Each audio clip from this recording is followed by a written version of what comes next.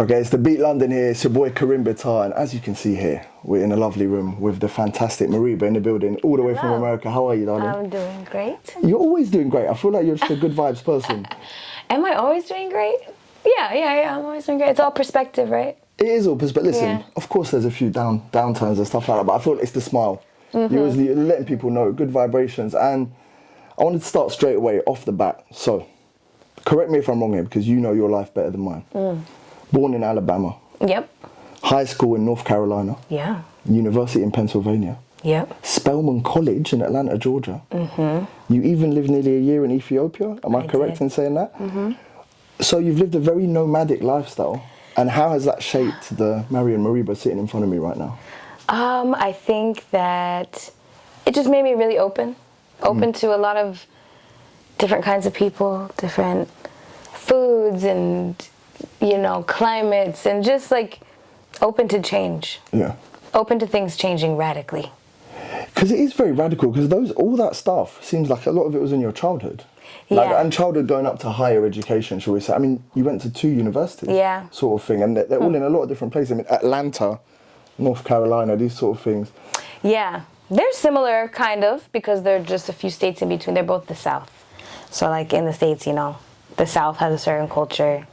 The Northeast has a certain culture. The West has a certain culture. But I've lived in all 3 of those, so... I mean, a lot of Americans tell me they don't even use their passport because America's so big. They don't actually go on holiday and stuff like that. Yeah. But if someone asks you right now, so we've just covered how many places you're from and how many cultures you touched. But if someone asks you where are you from in terms of like where you've lived in America, what do you say? What's your first instinct? North Carolina. North Carolina? Is that where Michael Jordan's from? Potentially. Yes, that's where he's from. Or is that I'm thinking of the program. He played there. Played at North Carolina. One Tree Hill was set in North Carolina as well. Yeah. I used to like One Tree Hill. That's so random. What? My guilty pleasure. We're bringing them out today. We're bringing them out. So you say straight away, you say North Carolina to people. Okay, that's cool. Yeah. That's cool. And then did you pick up a particular affinity to an area? For example, like Spelman College would have been maybe very special for you, right? Yes. And Atlanta is very special for me. Come on. Because that's where I really started doing music, out in the world, outside of my bedroom, with people there. Did people need to be there for it to mean something, or is that when you started feeling it meant something before, but I guess it made it a lot more real with actual humans there with me listening, So yeah, Atlanta has a special place. I've grown to really like LA too, surprisingly. LA. I see that. Yeah. Is it true there's no public transport? You have to whip it around everywhere? There is public transport. There is? Who told you that? A lot of people say you have to get a car when you go out to LA. No, you do have to get... Most people don't really take the train there. I used to take the train, though, to work. Because you're a real one. You see? This is why. I'm telling you. So LA is the spot right now which you're feeling at the moment? I am feeling it. Yeah, it grew on me a lot. It grew on you a lot. And London? I love London. You love London? Yeah. But I'm never here for that long. Yeah. So I don't get to see its bad side if it has it. Do you not think the weather right now, we just stepped outside but didn't have a bad... I know we're very sunny in here. I like the rain. I'm a rain person. SWV. I see where you're taking this. Okay. I just want to say, The Jungle is the only way out, 2019. Spillage in 2020. And then Azeb last year. Yes. Am I pronouncing that right? Yes.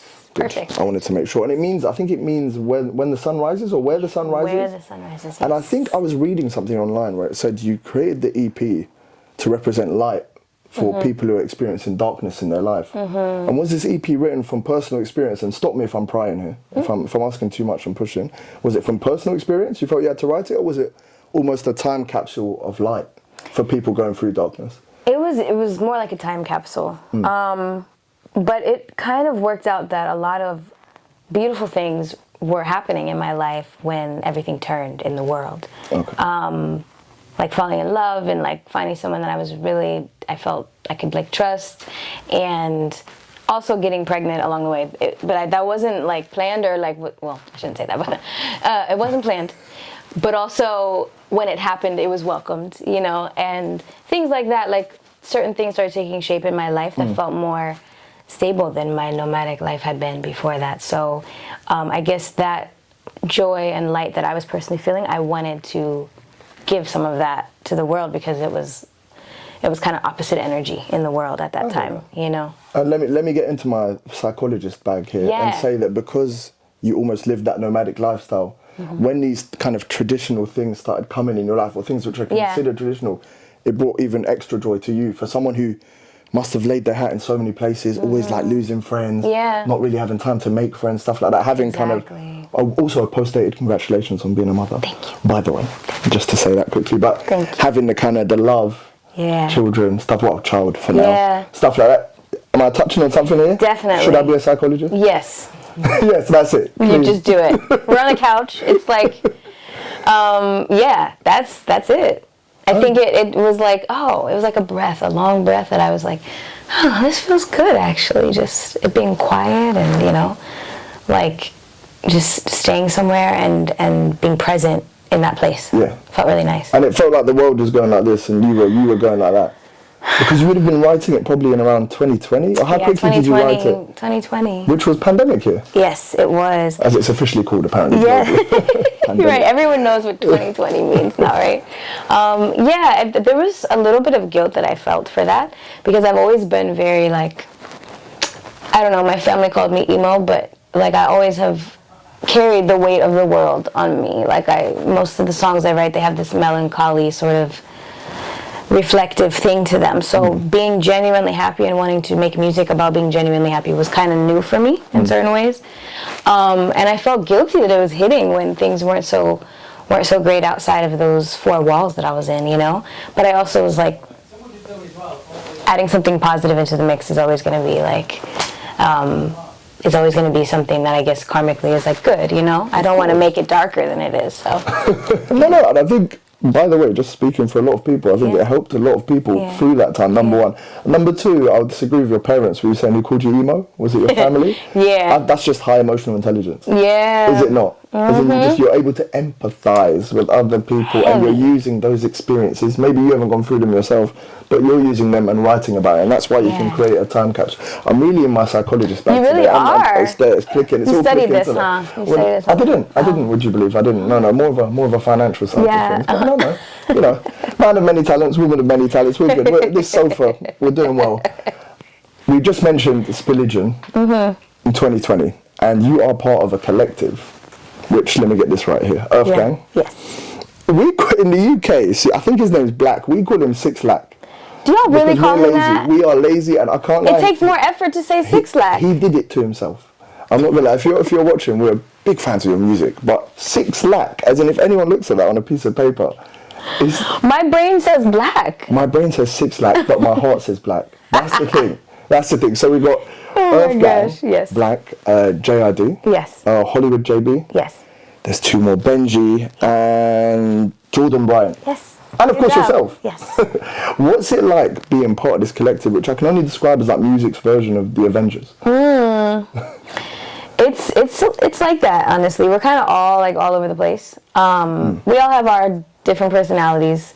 Like Earth Gang is, so Olu in Earth Gang, he also goes by Johnny Venus, but he's very like, not fatherly, but like he's kind of the wrangler. Like once we're all together, he's like, okay, he's really gonna be more on the computer, like getting it all, make sure it's all actually you need someone to organize in the WhatsApp. You know, the organizer. Jid is just like ideas all the time. Oh, like running over. This is, I got this idea. You like this idea? You know, that's how we made Sandstorm too. He's just kind of got that pure creative energy. So does Doc.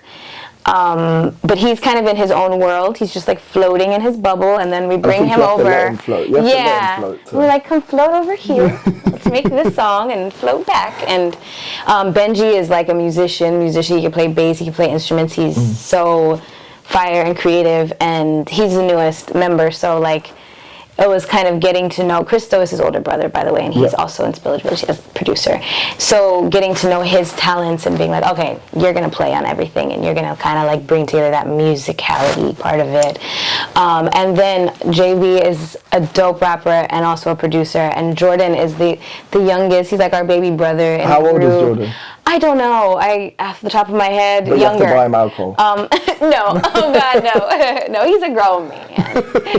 But he is like my little brother too. And was the inception in Atlanta, by the way? Yeah. It was in Atlanta. Well, it started off with JID and Earth Gang. Yeah. And that was when they were in school in Virginia.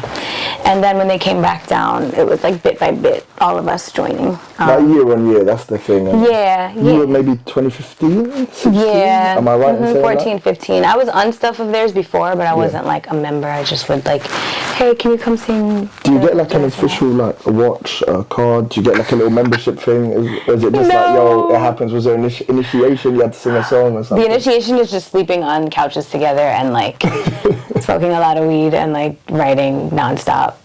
And that was pretty much it. You call that an initiation? That's a Friday night. Yeah. That's what I'm saying. It's very casual initiation. Yeah. I want to thank you on behalf of a lot of people because Spillage, wow.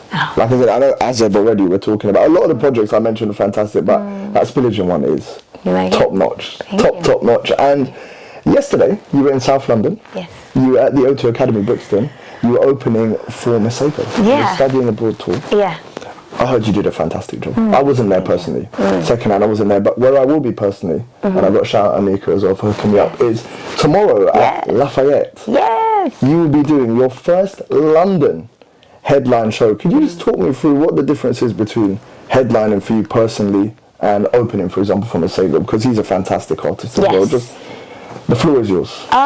So like opening for Masego is a joy because his fans they love music. They love like musicians, and you can tell they're like the type of people that pride themselves on listening to different kinds of things and having a broad palette, which hasn't always been the case when I've opened for people. So it was fun, but there's nothing like your own audience when they know all of the songs, So in every city that we went to, I would say there were people that definitely were there for Mereba songs because they were singing them very loudly and helping us through. But I think tomorrow is going to be a big moment because it's like my first headline show since I'm very excited. Pandemic. Yeah. If you hear like a loud, high-pitched screaming, that's me. That's me at the back. Don't panic. Carry on singing. Don't get rattled. But that will be me. And it's a very cute venue as well. I'm sure you've been to kind of scope that out. I have not been. My team has been, and they've taken all the videos and stuff for me to see, but I haven't been. It's very cool. Very cool. It's a stone's throw from here, to be honest. Not far at all. Not far at all. We'll take you out. I'm sure you've got an after party, but we'll take you out on King's Cross afterwards. Yes. Yes. Okay, my flight's at 7 a.m. or something crazy the next morning, so I'm like... So you're not sleeping? I guess I'm not sleeping. On the plane? Yep. Right? On the plane. Very long flight. We're used to sleeping on couches, doing our things. We can sleep on planes. It's not a problem. Yeah. And you're obviously multi-talented. You're such a talented lady. And you're a multi-instrumentalist. You can play the piano. Ish. We'll take it. Piano. Guitar. Has there ever been an instrument you just look at and you're like, you know what? I fancy that. Cello. Cello. I used to play the cello when I was really young, but then teeny tiny, it's long, like lugging it about and stuff. I was 7 years old, and it's a bit much, like putting it like in between your legs and doing the thing. I played the piano. You did? I kind of ditched the cello. I went to a musical school when I was younger. Okay. But like the cello, it's heavier than you think. That's all I'm gonna say. Really? Much heavier than you think. I don't feel like lugging it around, but I love the way the cello sounds. I just love it. Do you like the double bass as well then, the bigger version of it? The double bass, if you have that kind of natural instrumentation in a live band, is beautiful. So it's even heavier though. I know. Double the size. Yep. And you don't really do much in comparison to a cello. You're just like, stuff like that. let me not do too much, but cello and double bass, that sort of stuff. Yeah. So string instruments. String instruments. I hear that. But also maybe the flute. I like the flute too. The flute's cute. Yeah. Again, I'm thinking of all the negative sides, but it's tough like holding it up. Like it hurts. I think it hurts your bicep and stuff. I do some bicep workouts. You reckon? Yeah. My baby's really heavy, so my arms are strong. Okay. Yeah. You know what? I need to go to the gym a bit more. I'm complaining about the wrong things. But not the flute. Last but not least, apologies, let me get my words out, is you're obviously very into music. You ooze soulful vibrations. You're doing it 25 hours a day, 8 days a week. I'm adding a day, I'm adding an hour. Outside of music, one last thing to tell your fans, what is something they wouldn't know that you really enjoy doing, like as a hobby? Like something just random that you do outside of music? That they wouldn't know? You know what, a few of the super fans can know, but just, in general. I don't even know. Is it just pure music? No, it's not pure music. I'm like, no, it's not pure music. I mean, I don't know. I'm a mom now, so like all my free time is just like being a mom and doing mommy type things. And are you enjoying the mummy type thing? I love mommy type things. Yeah. Super fun because I'm a big kid, so I just get to be a kid again. But yeah.